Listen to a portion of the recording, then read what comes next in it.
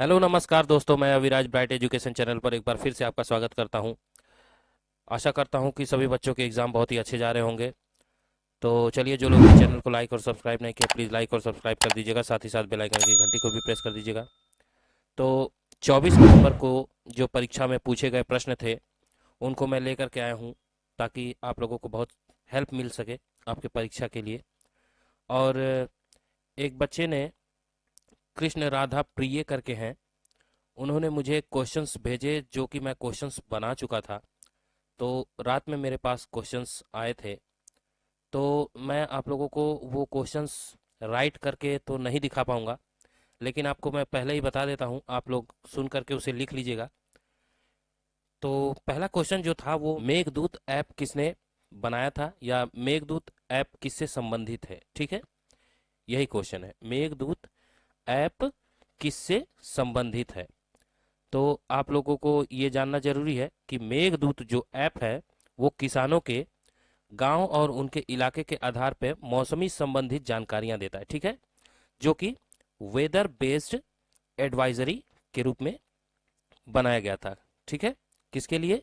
Meghdoot app जो है वो वेदर बेस्ड एग्रीकल्चर एडवाइजरी के लिए बनाया गया था। Weather based agriculture advisory. ठीक है, चलिए। और दूसरा क्वेश्चन है जो कि मैं नहीं राइट कर पाया हूँ जल्दी जल्दी में, क्योंकि बच्चों ये मेरे पास बहुत लेट में क्वेश्चंस आया है। और आप लोगों को ये वैसे बहुत ज़्यादा मतलब परेशानी वाला क्वेश्चंस नहीं होना चाहिए। लिब्रे ऑफिस में न्यूनतम जूम साइज कितना होता है? आप लोगों को पता ही होगा, 20%, 11%, 200% या 600%। तो आप लोगों को तो पता ही होगा कि जो इसका मिनिमम होता है वो 5% होता है। ठीक है, जो भी ऑप्शन में दिया हो, मिनिमम इसका 5% होता है।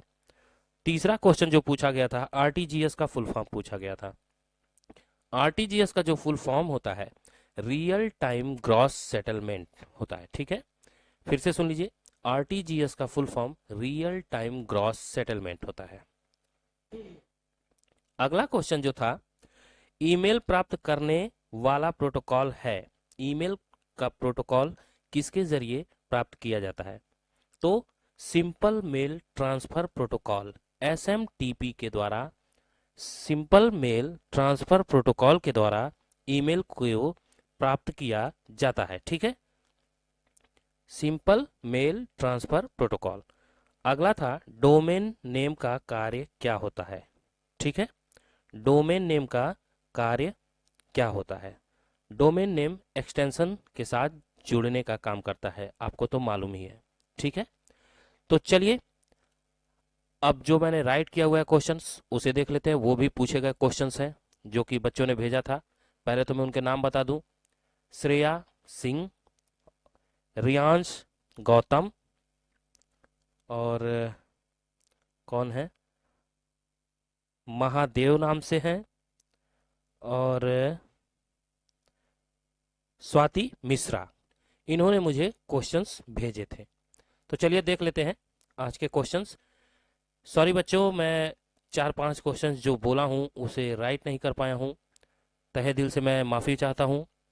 लेकिन मेरी पूरी कोशिश है कि आप लोग उस वीडियो को सुने, अच्छे से देखें और कहीं कॉपी में लिख लें। ठीक है, ताकि आपको एग्ज़ाम देने में आसानी हो। चलिए देखते हैं अब आगे। निम्नलिखित में से किसके द्वारा हम इंटरनेशनल मनी ट्रांसफ़र कर सकते हैं? एनटीएफएस के द्वारा, आरटी सॉरी आईएफएससी के द्वारा, स्विफ्ट के द्वारा, या इनमें से कोई नहीं। तो बताइए, किसके द्वारा हम इंटरनेशनल मनी ट्रांसफ़र कर सकते हैं? आपको पढ़ाया गया होगा, मैंने बताया है, लेकिन आप लोगों ने शायद ध्यान दिया होगा कि नहीं। स्विफ्ट के द्वारा, ठीक है, इंटरनेशनल मनी ट्रांसफ़र हम कर सकते हैं। चलिए, निम्नलिखित में से कौन सा डॉस अटैक का एक रूप है? Cyber attack, connection flooding, telephony attack, या इनमें से कोई नहीं। डॉस का, डॉस अटैक किसका रूप कहलाता है? तो कनेक्शन फ्लडिंग का। ठीक है, कनेक्शन फ्लडिंग का। चलिए अब नेक्स्ट, निम्नलिखित में से कौन सा लिब्रे ऑफिस कैल्क का वैलिड ऑपरेटर प्रकार नहीं है? वैलिड ऑपरेटर प्रकार नहीं है। रेफरेंशियल, कंपैरेटिव, रिलेटिव या टेक्स्ट। तो वैलिड ऑपरेटिव प्रकार कैल का पूछ रहा है, तो रेफरेंशियल जो होता है वही नहीं होता है, ठीक है। चलिए बच्चों, अब नेक्स्ट, निम्नलिखित में से IMEI कितने अंकों का होता है? 12 अंकों का, 15 अंकों का, 18 अंकों का, या इनमें से कोई नहीं? तो बहुत सारे बच्चे जानते होंगे, 15 अंकों का मैंने बता रखा है IMEI नंबर होता है, जिससे कि आपके लोकेशन को जाना जाता है कि आप कहाँ से बात कर रहे हैं। चलिए अब नेक्स्ट, ये सारे के सारे क्वेश्चंस आपको 24 नवंबर को पूछे गए हैं। ई गवर्नेंस कंप्यूटरीकरण पर केंद्रित है, क्या ये बात सही है कि गलत है? ई गवर्नेंस कंप्यूटरीकरण पर केंद्रित होता है, तो बिल्कुल ई गवर्नेंस कंप्यूटरीकरण पर ही केंद्रित होता है, इसलिए ट्रू हो जाएगा। अगला पूछा था, निम्नलिखित में से फॉन्ट कलर चेंज विकल्प किस मेनू में होता है? फॉन्ट का अगर कलर चेंज करना है तो किस मेनू में आप जा करके कर सकते हैं? व्यू में, एडिट में, फॉर्मेट में, टूल्स में। तो आपको बता रखा है मैंने, फॉर्मेट में जा करके चेंज किया जाता है फॉन्ट का कलर। अगला क्वेश्चन है, निम्नलिखित में से चीन में कौन सा सर्च इंजन चलता है? बाइडू, याहू, बिंग या इनमें से कोई नहीं? तो चीन में बाइडू चलता है, ठीक है बच्चों। चलिए अब नेक्स्ट, नेट बैंकिंग से नई चेकबुक बनाना संभव है, क्या ये बात सही है कि गलत है? तो नेट बैंकिंग से हम नई चेकबुक बना सकते हैं, इसलिए ट्रू हो जाएगा। चलिए अब नेक्स्ट, लिब्रे ऑफिस इंप्रेस में टेक्स्ट बॉक्स के लिए शॉर्टकट कुंजी क्या होती है? इंप्रेस में टेक्स्ट बॉक्स की शॉर्टकट कुंजी क्या है? कंट्रोल प्लस F2 या केवल F2, F6 या कंट्रोल प्लस F1? तो क्या हो जाएगा? तो इंप्रेस में जो टेक्स्ट बॉक्स की शॉर्टकट कुंजी होती है वो F2 होती है, केवल F2, ठीक है।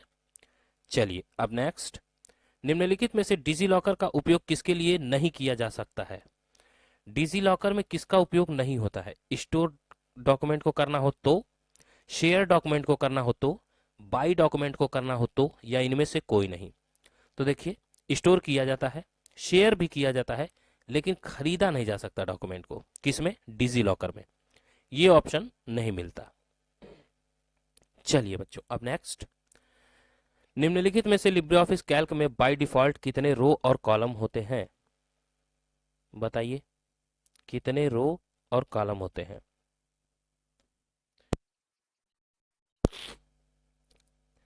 13, 24, 234 और 256, 12, 43, 432 और 1124, 10, 48, 576 और 1024, या इनमें से कोई नहीं? तो देखिए, मैंने इस क्वेश्चन का जवाब जब भी आपको बताया तो 1024 आप याद रखिएगा, जहां भी हो। इतनी बड़ी संख्या में केवल 576 याद रखिएगा, आपको आसानी होगी, ठीक है। 1024 जहां भी दिखे उसे याद रख लीजिएगा। बाय डिफॉल्ट रो और कॉलम होते हैं कैल्क में। चलिए अब नेक्स्ट, निम्नलिखित में से कौन सी सेवा ई कॉमर्स द्वारा उपलब्ध नहीं है? Online email, online search, buy and sell, या इनमें से कोई नहीं? तो कौन सी सेवा ई कॉमर्स द्वारा उपलब्ध नहीं कराई जाती है? तो ऑनलाइन ईमेल, ठीक है, ई कॉमर्स में नहीं कराई जाती है, ठीक है बच्चों। चलिए अब नेक्स्ट, अगला क्वेश्चन है, क्या लिब्रे ऑफिस राइटर में एक ही शब्द को दूसरी बार लिखने पर ऑटो करेक्शन काम करता है? एक ही शब्द को बार बार लिखने पर ऑटो करेक्शन काम करने लगता है, क्या ये बात सही है कि गलत है? तो बिल्कुल सही है, ऑटो करेक्शन ऑन हो जाता है, ठीक है। चलिए अब नेक्स्ट, निम्नलिखित में से किस विधि का उपयोग बिना किसी को जाने कई लोगों को मेल भेजने के लिए किया जाता है? निम्नलिखित में से किस विधि का उपयोग बिना किसी को जाने कई लोगों को मेल भेजने के लिए किया जाता है? बताइए। सीसी के द्वारा, यूडीपी के द्वारा, एसएमटीपी के द्वारा, या बीसीसी के द्वारा? तो आपको पता होगा कि बीसीसी के द्वारा हम मेल को भेजने का काम करते हैं। चलिए अब नेक्स्ट, निम्नलिखित में से सब स्क्रिप्ट करने की शॉर्टकट कुंजी क्या है?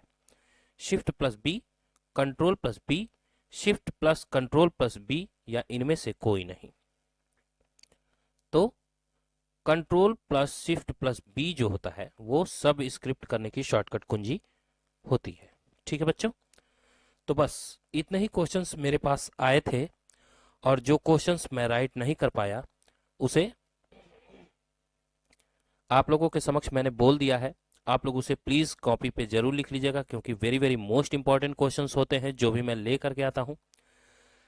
तो बच्चों, जो लोग भी चैनल को लाइक और सब्सक्राइब नहीं किए हुए हो, प्लीज़ लाइक और सब्सक्राइब कर दो यार। और आप लोगों के लिए मैं और भी अच्छी अच्छी वीडियो लेकर के आऊँगा। और जो लोग भी चैनल पे नए हैं वो बच्चे टेलीग्राम का लिंक आपको मिल जाएगा, उसे ज्वाइन कर लेंगे, और उसमें जो है आपको पीडीएफ प्रोवाइड करा दी जाएगी।